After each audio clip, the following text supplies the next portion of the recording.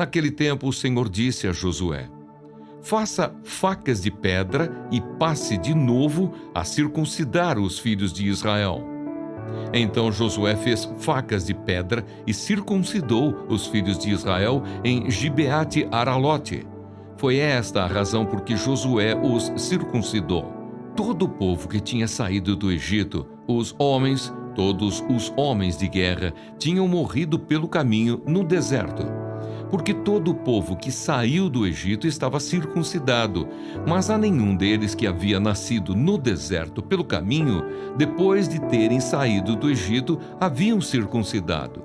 Porque os filhos de Israel andaram 40 anos pelo deserto, até desaparecer toda a nação, a saber, os homens de guerra que saíram do Egito, que não obedeceram à voz do Senhor, aos quais o Senhor tinha jurado que não lhes deixaria ver a terra que o Senhor, sob juramento, prometeu dar a seus pais, terra que mana leite e mel. Porém, em seu lugar, pôs os filhos deles, e a estes Josué circuncidou. Estavam incircuncisos, porque não os circuncidaram no caminho. Depois que toda a nação foi circuncidada, ficaram no seu lugar no arraial até que sararam. Então o Senhor disse a Josué: hoje removi de vocês a vergonha do Egito.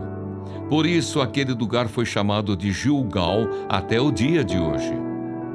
A celebração da Páscoa.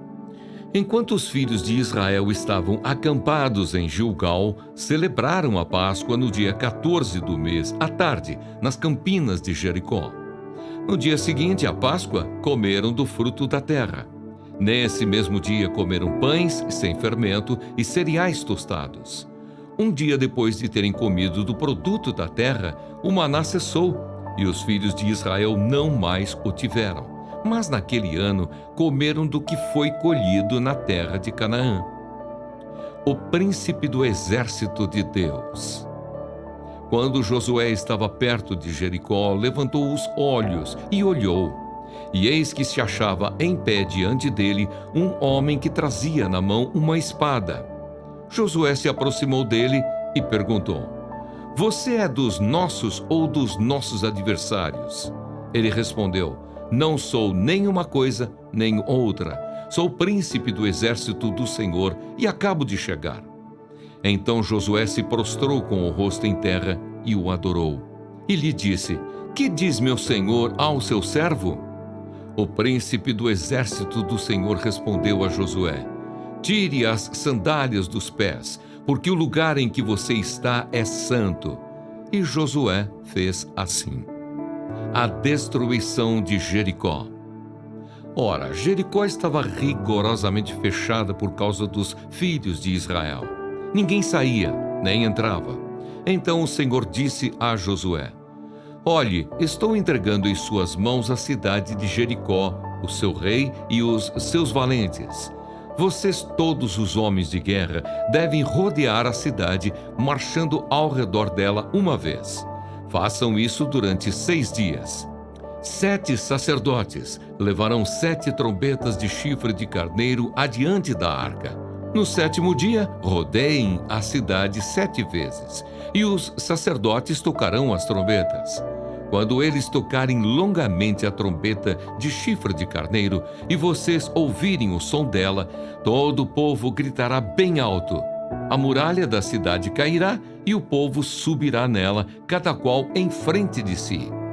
Então Josué, filho de Num, chamou os sacerdotes e disse: levem a arca da aliança e 7 sacerdotes levem 7 trombetas de chifre de carneiro adiante da arca do Senhor. E disse ao povo: avancem e rodeiem a cidade. E quem estiver armado passe adiante da arca do Senhor. E assim foi que, como Josué havia falado ao povo, os 7 sacerdotes, com as 7 trombetas de chifre de carneiro diante do Senhor, passaram e tocaram as trombetas. E a arca da aliança do Senhor os seguia. Os homens armados iam adiante dos sacerdotes que tocavam as trombetas. A retaguarda seguia após a arca, e as trombetas soavam continuamente. Mas Josué tinha dado ordens ao povo, dizendo: não gritem, nem façam ouvir a sua voz. Não digam uma palavra sequer, até o dia em que eu disser: gritem, então vocês gritarão. Assim Josué fez a arca do Senhor rodear a cidade, contornando-a uma vez. Depois voltaram ao arraial e ali pernoitaram. Josué se levantou de madrugada e os sacerdotes levaram de novo a arca do Senhor. Os 7 sacerdotes que levavam as 7 trompetas de chifre de carneiro diante da arca do Senhor iam tocando continuamente. Os homens armados iam adiante deles e a retaguarda seguia após a arca do Senhor, enquanto as trombetas soavam continuamente. No segundo dia, rodearam outra vez a cidade e voltaram para o arraial. E assim fizeram durante 6 dias. No 7º dia, madrugaram ao romper da manhã e, da mesma maneira, rodearam a cidade 7 vezes. Somente naquele dia rodearam a cidade 7 vezes.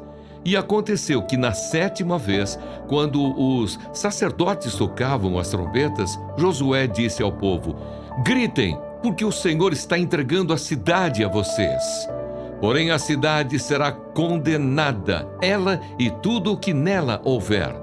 Somente ficará viva Raabe, a prostituta, e todos os que estiverem com ela em casa, porque escondeu os mensageiros que enviamos. Quanto a vocês, cuidem para não ficar com nenhuma das coisas condenadas, para não acontecer que depois de as terem condenado, vocês as tomem para si. Neste caso, tornariam maldito o arraial de Israel e trariam confusão a ele.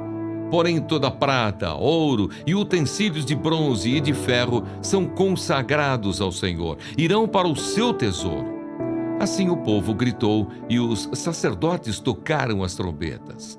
Ao ouvir o som da trombeta, o povo gritou com toda a força. As muralhas ruíram e o povo subiu à cidade, cada qual em frente de si, e a tomaram. Destruíram totalmente a fio de espada tudo o que havia na cidade, tanto homens como mulheres, tanto jovens como velhos, também bois, ovelhas e jumentos. Raabe é salva.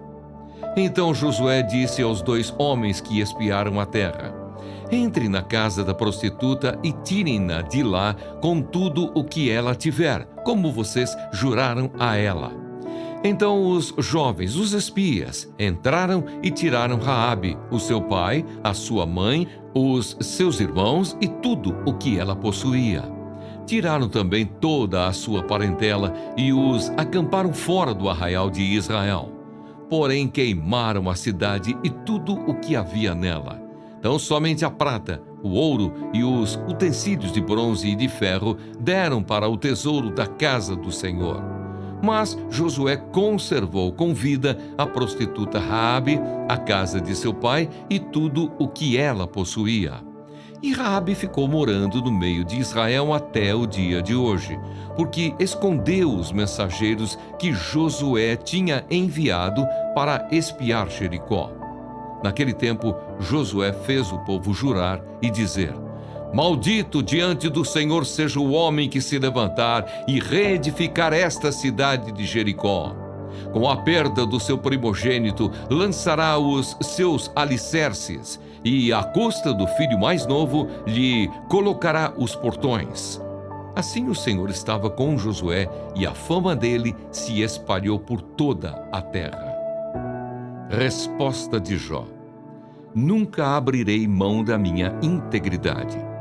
Jó continuou em sua fala, dizendo: tão certo como vive Deus, que me tirou o direito, o Todo-Poderoso, que amargurou a minha alma, enquanto eu puder respirar e o sopro de Deus estiver nas minhas narinas, nunca os meus lábios falarão injustiça, nem a minha língua pronunciará engano. Longe de mim que eu dê razão a vocês. Até morrer, nunca abrirei mão da minha integridade. A minha justiça me apegarei e não a largarei. A minha consciência não me acusará em toda a minha vida. que o meu inimigo seja castigado. Que o meu inimigo seja como o perverso e o que se levantar contra mim como o injusto. Porque qual será a esperança do ímpio quando lhe for tirada a vida, quando Deus lhe arrancar a alma? Será que Deus ouvirá o seu clamor quando lhe sobrevier a angústia? Será que o ímpio encontrará prazer no Todo-Poderoso e invocará a Deus a todo o momento? Vou ensinar a vocês a respeito do poder de Deus e não lhes ocultarei o que está na mente do Todo-Poderoso. Eis que todos vocês já viram isso. Por que então ficam repetindo palavras que não fazem sentido? A porção que Deus dará ao perverso. Esta é a porção que Deus dará ao perverso, a herança que os opressores receberão do Todo-Poderoso. Se os filhos deles se multiplicarem, será para que sejam mortos à espada, e os seus descendentes passarão fome. Os que sobreviverem, a peste os sepultará, e as suas viúvas não chorarão por eles. Se o perverso amontoar prata como pó e acumular roupas como barro, poderá até acumular tudo isso, mas o justo é que vestirá as roupas e o inocente ficará com a prata. A casa que ele edifica é como a da traça, como a cabana que o vigia constrói. Rico, ele se deita com a sua riqueza, mas quando abre os olhos, ela já se foi. Pavores se apoderam dele como inundação. De noite, a tempestade o arrebata. O vento leste o leva e ele se vai. Varre-o com ímpeto do seu lugar. Deus lança isto sobre ele e não o poupa. A ele que procura fugir às pressas da sua mão. Diante de sua queda, as pessoas batem palmas. Ao vê-lo ir embora, o vaiam com assobios.